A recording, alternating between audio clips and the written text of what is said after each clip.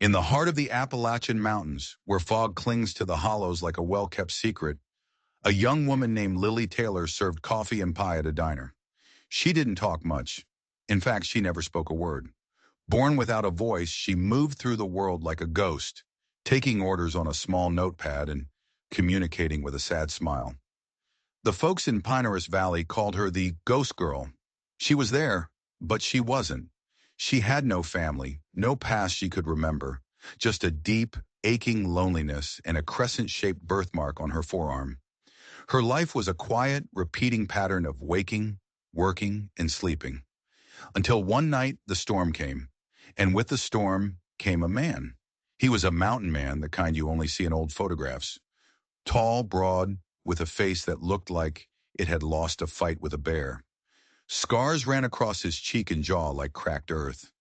He sat at the counter and ordered black coffee. As Lily set the mug down, his eyes, the color of a frozen mountain lake, fell to her arm. He saw the crescent moon birthmark, and all the color drained from his face. He looked at her as if she had just climbed out of a grave. Because to him, that's exactly what she had done. He knew a secret about her she didn't even know herself. He knew she was supposed to be dead. What ties a mute waitress to a scarred stranger? What terrible secret was buried in these mountains? A secret that started with a fire 20 years ago. And how could a simple birthmark be the key to unlocking a past that would not only change Lily's life, but could also get her killed? The alarm clock screamed at 4:30 a.m., tearing Lily from a dream of fire and shadow. She slapped it silent and sat up, the floorboards of her tiny attic apartment groaning a familiar complaint. For 5 years, this was her life. Wake before the sun, dress in the quiet dark, and walk the half-mile to Merriweather's diner. Routine was her armor. It protected her from the questions, from the pitying looks her silence always attracted. Mrs. Merriweather, the diner's owner, had given her a job when no one else would. She'd hired the strange, mute girl who'd shown up with nothing but a backpack and a story she couldn't tell. In return, Lily worked herself to the bone. She was always early, always late, and she never complained. Couldn't, even if she wanted to. The October air was sharp enough to bite as she walked down Main Street. Pinehurst Valley was pretty on the surface, the kind of place people from the city came to see the leaves change. But Lily knew better. Small towns have long memories and even longer secrets. They don't take kindly to outsiders, especially ones who carry mysteries like a second skin. Her fingers, a nervous habit, traced the crescent-shaped birthmark on her left forearm. It was the only thing she had from before the accident, before the silence. She'd been 12 years old, pulled from the twisted metal of a car at the bottom of a ravine. The crash had stolen her voice and her memory. No ID. No family ever came to claim her. She was just Jane Doe. For 11 years, that's all she was. A ward of the state, shuffled from one foster home to the next until she aged out.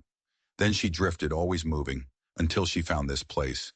A valley remote enough to swallow a girl with no past. "Morning, ghost girl," Hank the mailman called out. He didn't mean it to be cruel. It's just what she was. A whisper, a shadow. She gave him a small wave and kept walking. The diner's neon sign flickered, the R in Merriweather's buzzing like a trapped fly. Mrs. Merriweather was inside, a stout woman with a steel-gray bun and a no-nonsense attitude. "Right on time," she said without looking up from the cash register. "Sheriff Blackwood called. He and his boys are coming in at 6 instead of 7.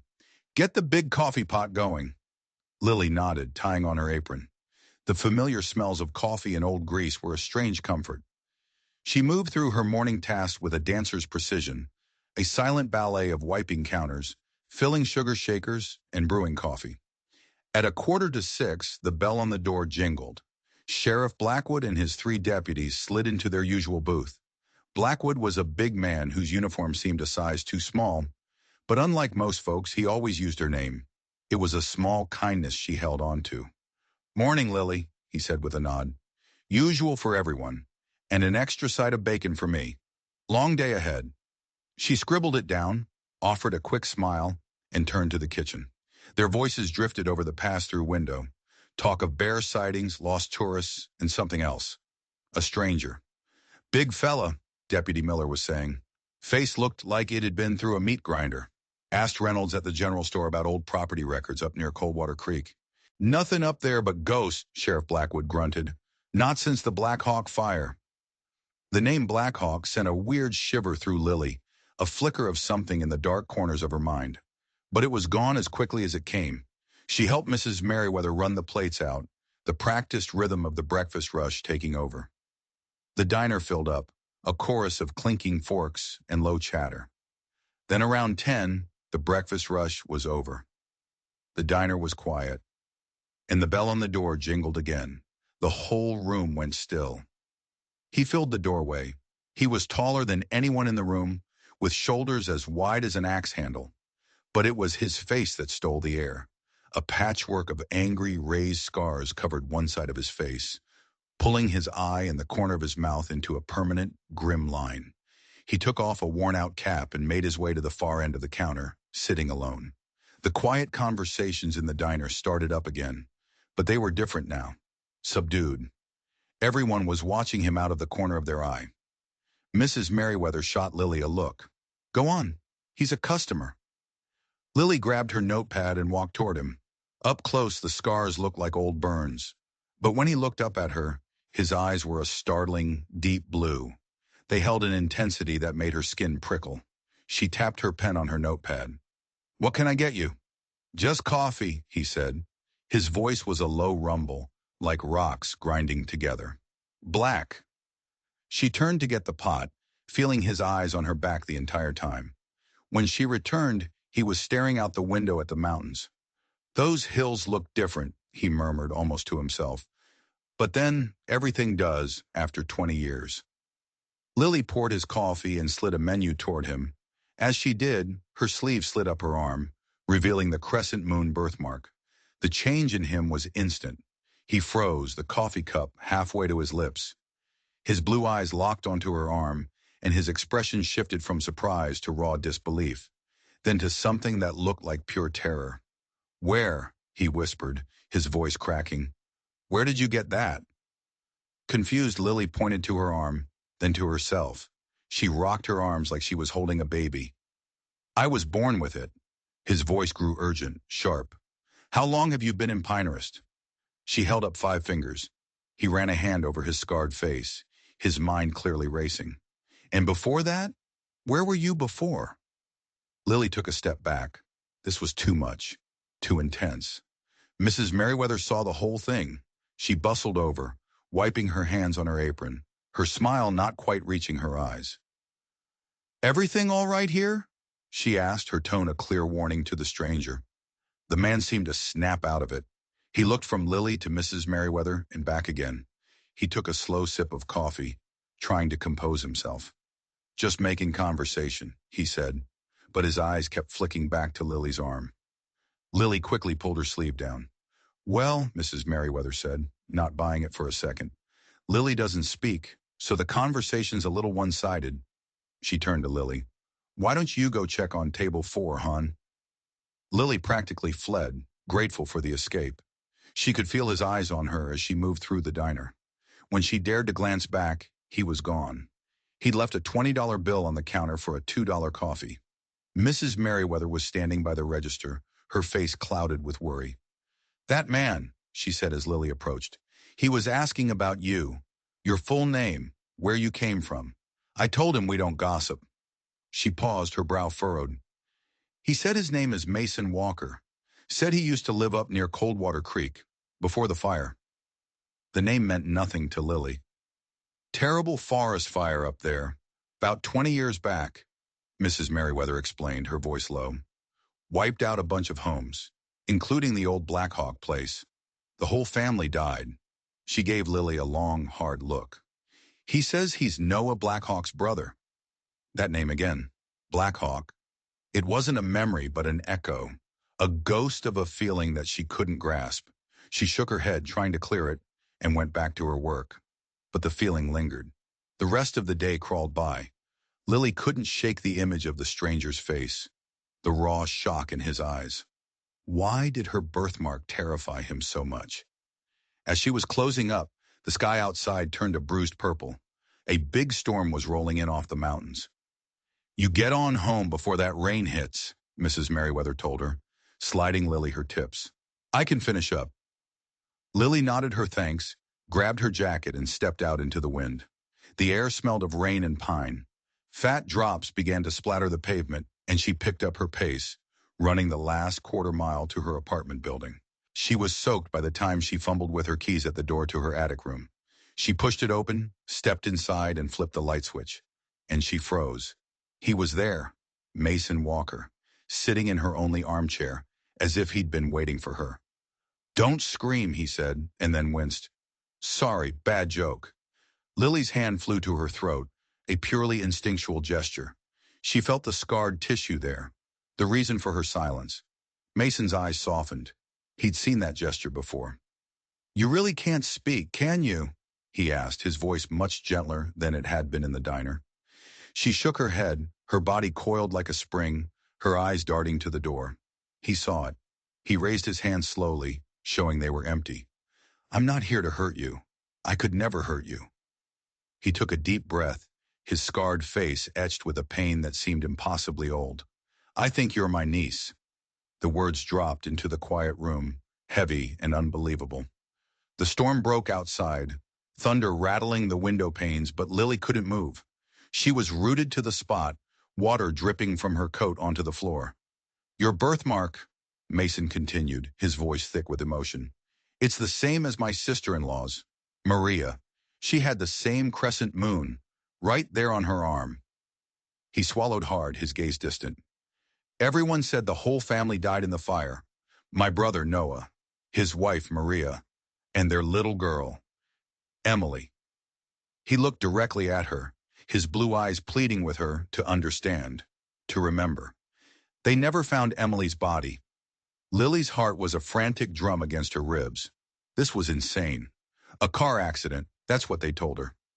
Not a fire, but the people who told her things were just social workers reading from a file. What did they really know? Emily would be 23 now, Mason said, his voice cracking. She was 12 when it happened. He reached into his coat pocket and pulled out a creased, folded photograph. He held it out to her. This is the last picture I have of them, of us. Her fingers trembled as she took it. It was a family of 4 on a porch, a tall, smiling man with his arm around a beautiful woman with dark hair, and in front of them, a teenage boy and a little girl. The woman's sleeve was pushed up, and there on her left forearm was a crescent moon, identical to Lily's. That was taken a few years before the fire, Mason said quietly. Before everything went wrong. Lily stared at the little girl in the photo. Emily. The girl had the same dark eyes that stared back at her from the mirror every morning. But that was it. There was no spark, no jolt of recognition. Just a hollow ache for a family she couldn't feel. She looked up at Mason, a question in her eyes. If this is true, why was I alone? Why did no one come for me? He seemed to understand. I know, he said, his voice rough. God knows I have questions too. I've spent the last 20 years looking for answers, and the last month tracking you down. He leaned forward, his scarred face intense. But you need to understand something. If you're Emily Blackhawk, then the fire that killed your family wasn't an accident, and whoever said it isn't going to be happy to find out you survived. Another crack of thunder, louder this time, shook the small apartment. Lily stared down at the smiling family in the photograph. That little girl, Emily, had no idea her world was about to burn. Lily traced the woman's birthmark, a mirror of her own. Mason watched her, his expression a mix of hope and desperation. You don't remember any of it, do you? He asked. She shook her head, her throat tight. She reached for the notepad and pen she always kept by the door, her hand unsteady. They told me car accident. Virginia, age 12. No ID. No family came. Mason read the note, his brow furrowed in concentration. Virginia. That's 3 states over. But the timing, it fits. The fire was in June. If someone took you from the house, staged an accident, his voice trailed off. Who would take me, she wrote, her letters shaky. Mason's face turned to stone. That's the question, isn't it? My grandfather started Blackhawk Mining. When he died, he left it to my brother Noah and me. He touched the scars on his cheek. Noah wanted to shut it all down. Said the mines were poisoning the water. He wanted to invest in cleaner energy. I disagreed. The whole town depended on those jobs. We had a terrible fight. He paused, the memory clearly painful. 3 months later, on the fire, they said it was a lightning strike. A propane tank exploded. They found Noah and Maria in the master bedroom. He looked at the picture in her hand. But they never found you or your brother Tyler. Lily's head snapped up. She grabbed the notepad. Brother? She scrawled, underlining it twice. Tyler was 16, Mason said, tapping the teenage boy in the photo. He'd be 36 now. If he's alive. He hesitated, his expression grim. They found blood in his room. A lot of it. The investigators assumed he didn't make it out. But just like you, they never found a body. A family, a brother, a whole life erased. The weight of it all made her dizzy, and she sank into the room's other chair. Why now, she wrote. Why look for me after all this time? Mason's face grew hard. Because 3 months ago, someone tried to kill me, set my cabin on fire while I was asleep. I barely got out. He showed her a fresh, raw burn on his forearm. As I was crawling through the woods, I saw a truck parked down the road. It had the old Black Hawk mining logo on the door. He leaned in, his voice a low, urgent whisper. That company was dissolved 20 years ago. Someone's brought it back from the dead, and they're trying to tie up loose ends. Me, and if they find out about you. Lightning flashed, illuminating the raw determination in his eyes. Whoever is doing this is getting mining permits for land that should be protected. Land that just happens to sit on one of the richest deposits of rare earth minerals in the country. Minerals worth billions. He let that sink in. The only people who could legally challenge those permits are surviving Black Hawk heirs, which is why I think someone's making damn sure there aren't any left. Lily stared at him, her mind a whirlwind. Part of her screamed that this was a lie, a cruel joke. But the other part, the part that had always felt a piece of her was missing, knew it was the truth. It was a terrifying, world-shattering truth. Proof, she wrote. I need more. He nodded, as if expecting it. Fair enough. He reached into his jacket and pulled out a thick envelope. I brought this. She opened it. Inside was a birth certificate. Emily Rose Blackhawk, born in Pinehurst. Then a newspaper clipping, yellowed with age. Tragic fire claims local family.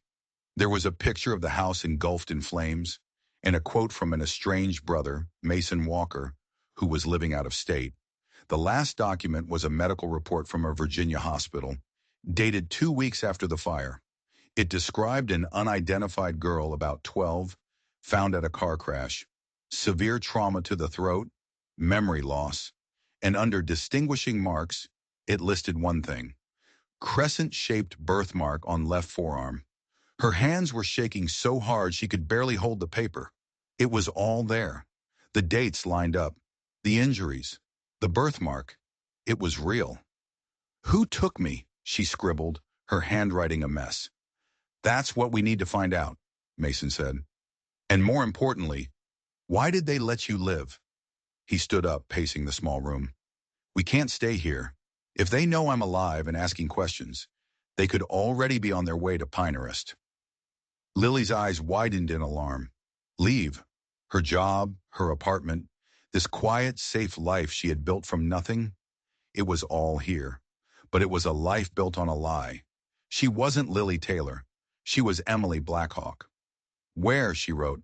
I have a friend in Burlington, ex-military. His place is off the grid. We'll be safe there. We can figure out our next move. He checked his watch. Pack a bag, only what you need. We have to be on the road in an hour. She hesitated. This man was a stranger, a man with a violent past written all over his face. How do I know I can trust you? His scarred face was grim in the dim light. You don't, he said honestly. But ask yourself this. If I wanted to hurt you, why would I tell you any of this? Why not just finish the job? The cold logic of it was undeniable. Still, a part of her resisted. The sheriff, she wrote. We can tell Sheriff Blackwood. Mason let out a bitter, humorless laugh. A small-town sheriff against a corporation with billions of dollars at stake? For all we know, he's on their payroll. Those permits didn't get approved in a vacuum. He was right. She knew he was right. She looked around her tiny apartment, at the lonely life she had accepted for herself. And then she looked at the photograph of the smiling family. Her family. She took a deep breath, and for the first time in a long, long time, she made a choice not just to survive, but to fight. She gave him a single, determined nod and went to her closet to pack her bag. Just as she was zipping the duffel bag shut, a sound from the hallway made them both freeze. Footsteps on the stairs. Mason's hand went inside his jacket, and he moved silently to the wall beside the door, motioning for her to stay back. The doorknob began to turn. Lily's heart leaped into her throat. In all the chaos, she'd forgotten to lock the door. The door swung open. Mason tensed, ready to strike. But it wasn't a killer who stepped inside. It was Mrs. Merriweather, holding a plastic container. "Lily, honey, I got worried with this storm. I brought you some soup." Her words died as she saw Mason, his hand inside his coat, his face a mask of violent readiness. She screamed and dropped the soup. It splattered across the floor. "Wait," Mason said, pulling his hand out to show it was empty. But it was too late. Mrs. Merriweather was fumbling in her purse. "Stay back. I've got pepper spray. And I've already called the sheriff. I saw you follow her home, and he told me to check on her." Mason swore under his breath. The sound of a siren, faint at first, began to cut through the howl of the storm. "We're out of time," he hissed. Lily rushed to Mrs. Merriweather's side, placing a calming hand on her arm. She grabbed her notepad and wrote furiously, "He's not hurting me. He's my uncle, my family." Mrs. Merriweather stared at the note, her fear giving way to confusion. What? What are you talking about, child?" "Her name is Emily Blackhawk," Mason said, his voice low and urgent. "She's my brother's daughter, from the fire." "Blackhawk?" Mrs. Merriweather whispered, her eyes wide. "But they all died." "No," Mason said. "She survived. Someone took her, staged an accident, and left her for dead. She lost her memory, her voice, everything." Lily showed the older woman the documents. Mrs. Merriweather's hand trembled as she looked at the birth certificate. The news clipping. "Lord have mercy," she breathed, looking at Lily with new eyes. "All this time." The siren was getting louder, closer. "We have to go," Mason said, grabbing Lily's bag. "Now." Mrs. Merriweather didn't hesitate. A sudden, fierce resolve hardened her features. "The back stairs," she said, pulling a set of keys from her purse. "Leads to the alley. My car is parked there. Take it." Lily stared at her, stunned. Hours ago, this woman had warned her away from Mason. Now she was helping them escape. "I knew your mother, child," Mrs. Merriweather said, her voice thick with emotion. "Maria. She was the kindest soul. If you're her daughter, you deserve a chance at the life that was stolen from you." The siren stopped right outside. Flashing red and blue lights painted the walls of the small apartment. "Go!" Mrs. Merriweather urged, pressing the keys into Lily's hand. "I'll stall him." Lily hugged the older woman tightly, a silent thank you for a kindness she never expected. Then she followed Mason to the back door. As they slipped out, they heard heavy boots on the front stairs. Sheriff Blackwood had arrived. The alley was dark and slick with rain. Mrs. Merriweather's old Buick was a hulking shadow under a flickering security light. Mason unlocked it and threw their bags in the back. "Get in. Keep your head down." As the engine rumbled to life, Lily saw Sheriff Blackwood step onto the back landing above them, a flashlight beam cutting through the rain. For a terrifying second, his light swept over the car. But then Mrs. Merriweather appeared behind him, gesturing wildly, pointing in the opposite direction, creating the distraction they needed. Mason reversed out of the alley, tires squealing on the wet pavement. He drove without headlights, navigating the back streets of Pinterest, every turn taking Lily further from the only life she'd ever known. "We'll take the forest roads," Mason said, his eyes constantly checking the rearview mirror. "It's longer, but safer." They climbed into the mountains, the town lights shrinking behind them until they were swallowed by the storm. Lily felt a strange mix of terror and exhilaration. She was no longer a ghost. She was a woman with a past, a family, and an enemy she had yet to meet. She was running for her life, but for the first time, she felt like she was running towards something, not away. The old Buick pushed on through the night, a tiny vessel in a sea of darkness, carrying the last two Blackhawks into an unknown and dangerous future. They were heading for answers, buried under 20 years of lies and ash. The rain finally eased as dawn painted the eastern sky in bruised shades of purple and gray.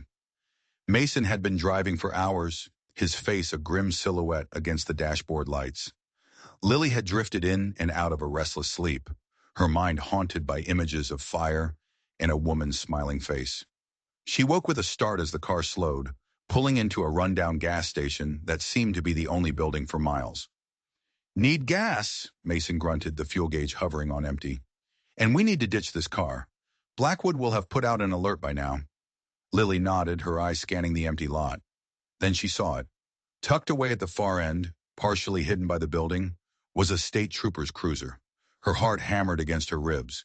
She grabbed Mason's arm, her eyes wide with panic, and jerked her head toward the police car. "Stay calm," Mason murmured, pulling his cap low. "Just act normal. Keep your head down." He got out and started pumping the gas, his body angled away from the cruiser. Lily sank low in her seat, trying to make herself invisible. Through the grimy window, she watched the station's door open. The trooper stepped out, holding a cup of coffee. He was young, looked bored. He glanced at the Buick, then at Mason, and gave a lazy nod. Mason nodded back. It was a terrifyingly casual exchange. When Mason came back and started the car, Lily finally let out a breath she didn't realize she was holding. "How much further?" she wrote on her notepad as they pulled back onto the mountain road. "About 20 miles, he said. My friend's place is remote, up past the old fire tower." They drove deeper into the wilderness, the paved road giving way to a rutted dirt track. Finally, a small cabin came into view, tucked so neatly into the hillside it almost disappeared. Smoke curled from its chimney. Before the car had even rolled to a stop, the cabin door creaked open. A man stepped out onto the porch. He was old and weathered, with a long gray beard and eyes that had seen too much, and he was holding a shotgun. "That's far enough," he called out, his voice like gravel. Mason rolled down the window. "It's me, Ellis." "Mason Walker." The man, Ellis, didn't lower the gun. "Wasn't expecting you, Walker. And I damn sure wasn't expecting you to bring company." "She's my niece," Mason said. "We need your help." Ellis stared at them for a long, silent moment. His eyes settled on Lily. Then he lowered the shotgun. "Blackhawk's kid?" he asked, a flicker of something unreadable in his eyes. "The one you were looking for?" "One of them," Mason said. Ellis grunted. "Well, get in here. Coffee's hot." The inside of the cabin was simple and clean. Guns on the wall, maps on the table. Ellis poured 3 mugs of coffee from a pot on the wood stove. "So you found her," he said, handing a mug to Mason. "Right under everyone's nose. In Pinterest." Ellis shook his head. "Does she remember anything?" Mason looked at Lily. "Nothing. And she can't speak. Whatever happened after the fire took her voice." Ellis's face darkened. "I was with Mason the night we went back to the house. Place was still smoldering. Found your folks. Noah and Maria. Never found you or the boy. Just blood in his room." The casual way he spoke about her parents' death sent a chill through her. It was history to him. To her, it was a wound that was just beginning to open. She wrote on her pad, "You think my brother is still alive?" Ellis read it and looked at Mason. "You haven't told her your theory." "It's more than a theory now," Mason said, turning to Lily. "For years, I've been tracking strange financial activity connected to the old Blackhawk holdings. A few months ago, I found it. A shell company buying up mineral rights all around Coldwater Creek. The company is registered to a T.J. Black." Lily stared at him. The initials. T.J. Tyler James. "You think my brother started a new mining company?" she wrote, her hands shaking. Mason's expression was grim. "I don't think he just started it. I think he is the company, and he's been buying up the land that should have belonged to you and him. Land that's worth billions. But why?" she wrote. "Why hide? Why not just claim his inheritance?" Mason and Ellis exchanged a look. It was a look that made Lily's blood run cold. Because officially, Tyler Blackhawk is dead, Mason said slowly, and the dead can't inherit property. He paused, letting the weight of his next words settle. And they can't be prosecuted for murder. The accusation hung in the small cabin, thick and poisonous. Lily shook her head violently. No, it wasn't possible. I didn't want to believe it either, Mason said softly. But the evidence. The fire started in Tyler's room. The accelerants were traced back there. The blood they found was his. It was the perfect way to fake his own death, get rid of our parents, and wait until he was old enough to claim the fortune he thought our father was trying to deny him. No, she wrote again, underlining it so hard the pen tore the paper. Then why are you alive? Mason asked, his voice gentle but his question sharp as a knife. That's the one piece that never fit. If Tyler set the fire to kill the family, why would he let you live? Why would he have you taken away when it would have been so much simpler to just leave you there? A flicker of a memory sparked in her mind. Smoke, thick and choking, the heat of flames, and strong arms lifting her, carrying her. A voice, a boy's voice, whispering, I'm sorry, Em. I'm so sorry. It was gone as quickly as it came. A ghost of a memory. Was it real? Was it Tyler? What do we do? She wrote, her mind reeling. We find him, Mason said. He has the answers, and I have a source that says he's back in the area, overseeing a new survey near the old house. Ellis frowned. That's national forest land now. On paper, Mason said, but for billions of dollars, certain people are willing to bend the rules. He looked at Lily, his blue eyes filled with a grim resolve. We have to confront him, find out the truth, and we need to go back to the house. Ellis shook his head. Nothing left there but ashes and bad memories, Mason. Not nothing, Mason corrected. Noah built a panic room under the house. Steel door, concrete walls. If anything survived the fire, it's in there. The plan was set. They would rest during the day and leave for the old Blackhawk property at nightfall. As dusk settled over the mountains, they loaded Ellis's pickup truck with gear. The 2-hour drive was silent, each of them lost in thought. Lily watched the dark trees fly past the window, a knot of dread and anticipation tightening in her stomach. Would she find answers, or a monster who wore her brother's face? They parked the truck and began the hike, moving through the woods under the light of a sliver of moon. After an hour, Mason held up a hand. Ahead, through the trees, there was a light, a generator's hum. Someone was there. They crept forward, using the trees for cover. The light came from portable floodlights, illuminating a shocking scene. The ruins of her old home were a construction site. Men were moving around with sophisticated equipment, mapping the ground. And parked nearby was a sleek black SUV. On its door was a logo, a stylized black hawk over the letters BMC, Blackhawk Mining Company. As they watched, the driver's side door of the SUV opened. A man stepped out. He was tall and moved with an easy confidence. The floodlights cast his face in shadow, but there was something about the way he stood, the way he held his head. It was familiar. Mason sucked in a breath beside her. Tyler, he whispered. It was him, her brother. He was alive. He walked over to one of the technicians, his voice carrying on the clear night air. How are the readings? Excellent, Mr. Black, the technician said. The deposits are even richer than we projected. Good, Tyler said. I want this entire property mapped by the end of the week. He looked up suddenly, his eyes scanning the tree line right where they were hiding, as if he could feel them watching. For a heart-stopping moment, Lily thought he'd seen them. But then he turned back to the technician. Make sure the perimeter sensors are active before you leave tonight. I don't want any surprises. Lily stared at the man who was her brother, a stranger who held the keys to her entire life. If he killed our parents, she wrote on her pad in the dark, what will he do to us? A rumble of thunder echoed in the distance. A storm was coming, and Lily had a terrible feeling it was about to break right on top of them. The rain started as a drizzle, then quickly turned into a downpour. The survey team scrambled to pack up their gear, cursing the sudden storm. From their hiding spot in the trees, Lily, Mason, and Ellis watched as Tyler Black supervised the hurried cleanup. When the workers' truck finally rumbled away down the muddy access road, Tyler didn't follow. Instead, he walked back to the ruins of the house and took shelter under a section of roof that was still partially intact. "He's staying," Ellis muttered. "What's the plan, Mason?" "We approach him," Mason decided. "Just me and Lily. Ellis, you circle around the back. If this goes bad, you're our way out." Ellis nodded and melted back into the shadows. Mason turned to Lily. "Ready?" She wasn't. Her heart felt like a trapped bird beating against her ribs. But she nodded. This was it. The end of a 20-year mystery. They stepped out from the trees and walked into the light. Tyler saw them immediately. He spun around, his hand flying to his hip where a gun was holstered beneath his jacket. "That's far enough," he shouted over the rain. "This is private property." Mason held his hands up. "It's been a long time, Tyler."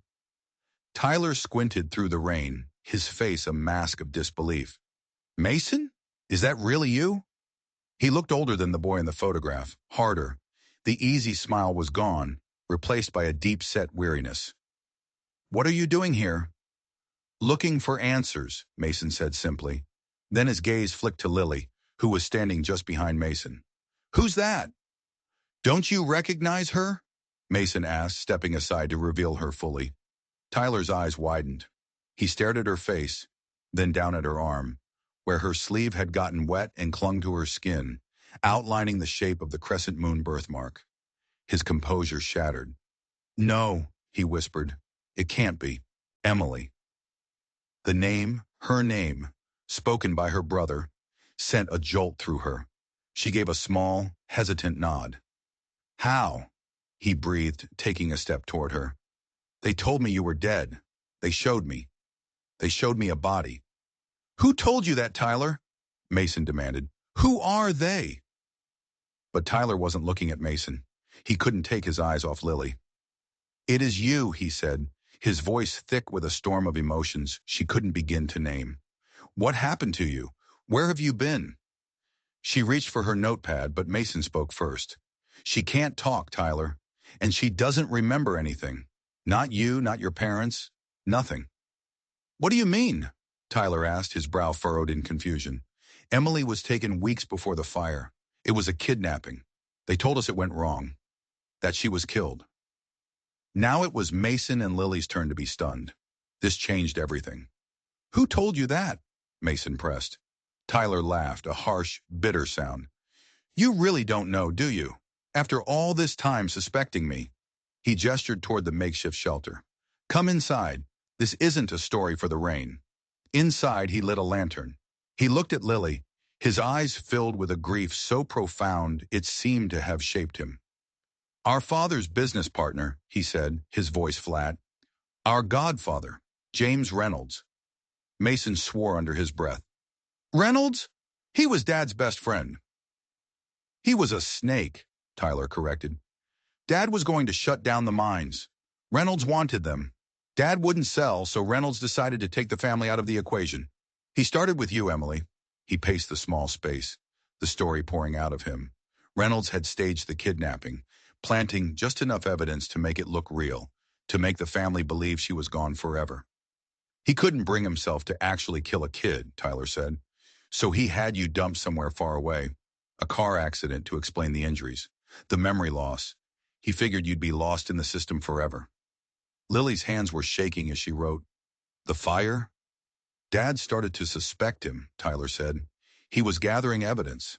Reynolds found out. The fire wasn't just about the mines anymore. It was about silencing our parents before they could expose him." "And you?" Mason asked. "Reynolds had convinced Dad I was a target too. I was sent away to a boarding school in Connecticut for my own safety. I was hundreds of miles away when it happened. Reynolds showed up the next morning to tell me my entire family was gone. It was a story so monstrous, so diabolical, it was almost impossible to believe. But as Lily looked at her brother's face, she saw the truth of it there, carved by 2 decades of grief and a thirst for revenge. "Why pretend to be dead?" she wrote. "Because I knew what he'd done, but I couldn't prove it," Tyler said. "I was just a kid. He controlled my inheritance, my life. I realized the only way to beat him was to disappear, to fight him from the shadows. I created TJ Black. I built my own company, and I started buying back our land, piece by piece, right under his nose. So what now? Mason asked. Now, Tyler said, a dangerous glint in his eye. I have everything I need to destroy him. Financial records, witness statements, and now, a living witness. You, Emily, the girl who came back from the dead. A sharp crack split the air. A bullet slammed into the metal doorframe just inches from Tyler's head. They all dropped to the floor as a second shot shattered the lantern, plunging them into darkness. Reynolds! Tyler hissed, pulling his gun. He must have had me followed. Outside, a voice called out, cold and professional. Mr. Black, we know you're in there. Send out the girl, and we'll let you and your uncle walk away. They wanted her. Reynolds knew she was alive. There's a tunnel, Tyler whispered in the dark. An emergency exit. Under that metal case in the corner. It comes out 50 yards down the hill. Mason, you take her. Get her out of here. Before Mason could argue, Tyler began firing toward the door, drawing their attention. Go! Now! Mason dragged Lily to the case, heaving it aside to reveal a hidden trap door. They scrambled down into a narrow, damp tunnel. Above them, the gunfight raged. They crawled in utter darkness until they reached a ladder.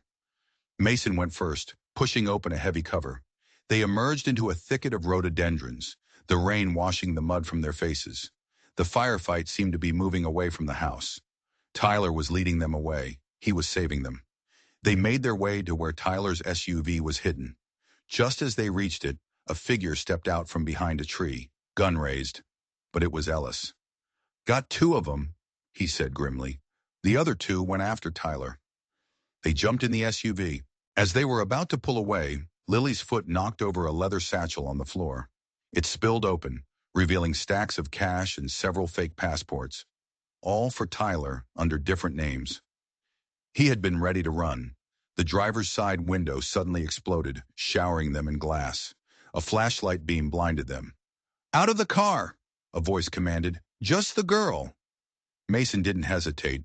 He slammed the car into reverse, ramming the gunman, then spun the wheel and floored it. They shot out onto the access road, bullets pinging off the metal behind them. Headlights appeared in the rearview mirror.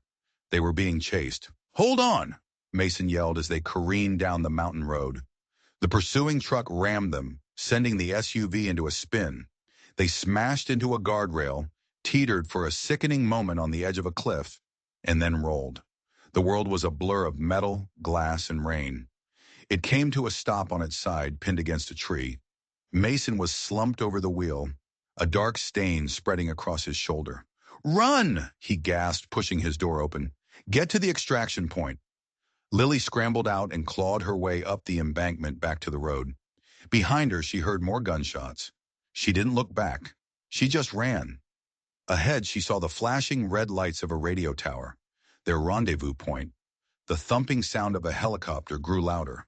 A figure stepped into her path. It was Tyler. He was bleeding from a gash on his head. Where's Mason? He yelled. Lily could only point back into the darkness. Just then, the pursuing truck screeched to a halt, its headlights pinning them. The helicopter was descending, but armed men were jumping out of the truck, taking aim. It was a trap. They were surrounded. The helicopter's floodlight cut through the storm, turning the chaotic scene into a stark, terrifying tableau. Tyler pushed Lily behind a concrete barrier, his own gun drawn. They want you, Em, he shouted over the rotor wash. Whatever happens, you get on that chopper. A voice boomed through a megaphone from the truck. Give it up, Black Hawk. There's nowhere to run. From the side door of the descending helicopter, a woman in tactical gear began laying down suppressing fire. She was buying them time. Go! Tyler yelled, pushing Lily toward the chopper. She sprinted across the muddy ground, the wind from the blades threatening to knock her over. Just as she reached the open door, a shot rang out. She turned to see Tyler cry out and collapse, clutching his leg. He was hit. Without a second thought, she ran back. The men from the truck were closing in. She reached Tyler and tried to drag him, but he was too heavy. Leave me, he grunted, his face pale with pain. Get out of here. She shook her head, planting herself in front of him. a human shield. The lead gunman, a grim-faced man with cold eyes, advanced on them.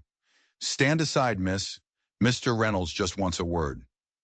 Suddenly, a rifle shot cracked from the darkness of the woods. One of the gunmen dropped, screaming. Then another. Ellis! He'd circled back. The distraction was all the helicopter crew needed. Two operators leaped out, grabbed Tyler, and hauled him toward the aircraft. Just as they got him aboard, the lead gunman raised his rifle, aiming directly at Lily.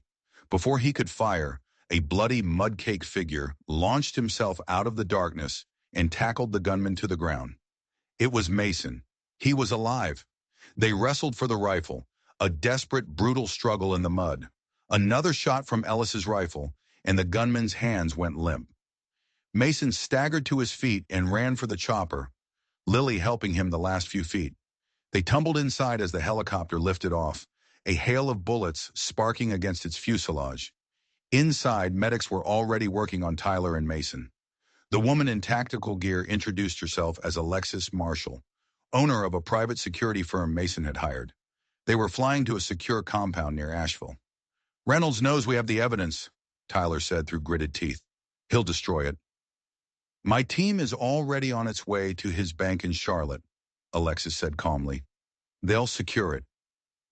As they flew, the story became even darker. Tyler revealed their father hadn't just discovered Reynolds' plan to steal the mines. He'd uncovered a massive money laundering scheme involving high-level politicians. The fire wasn't just murder, it was a cover-up of epic proportions. This was bigger than they ever imagined. At the compound, a state-of-the-art medical facility, Emily, she was Emily now, not Lily, was seen by a specialist. The doctor told her the damage to her vocal cords wasn't necessarily permanent. With surgery and therapy, she might speak again. Hope, a feeling she hadn't dared to have for years, began to flicker within her. The next day, as FBI agents prepared to move on Reynolds, Alexis Marshall received a call. Reynolds was at a private airfield, his jet fueled and ready to flee the country.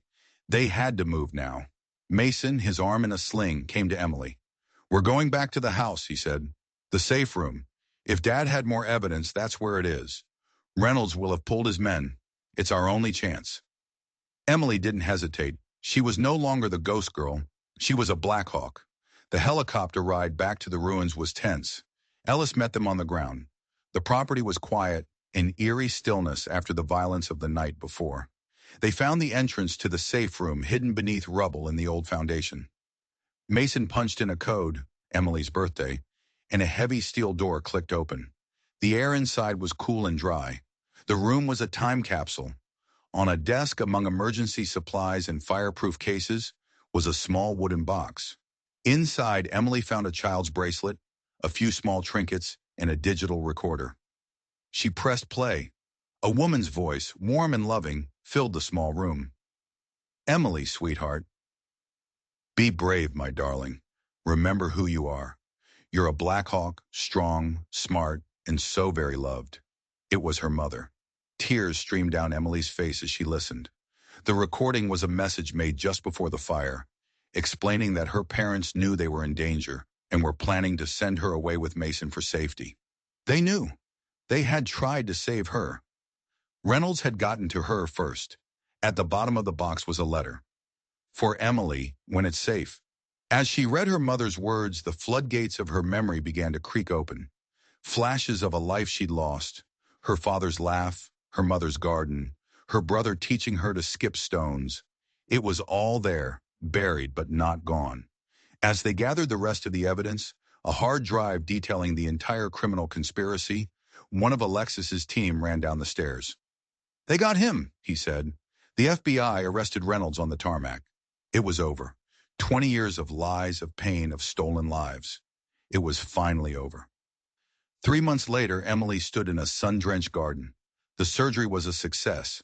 The therapy was grueling, but every day her voice grew stronger.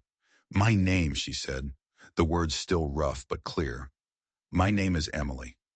Tyler, walking with only a slight limp, smiled from a nearby bench. Mason was overseeing the plans to rebuild the Black Hawk home, a testament to their survival and renewal.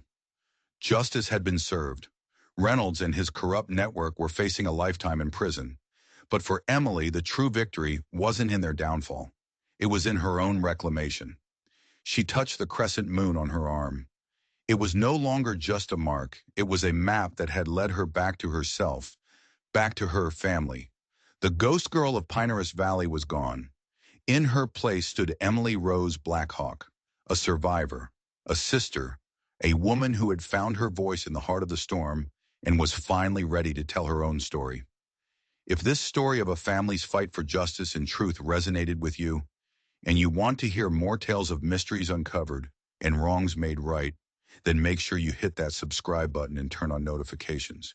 You won't want to miss what we have coming next. And trust me, you'll want to be here for it.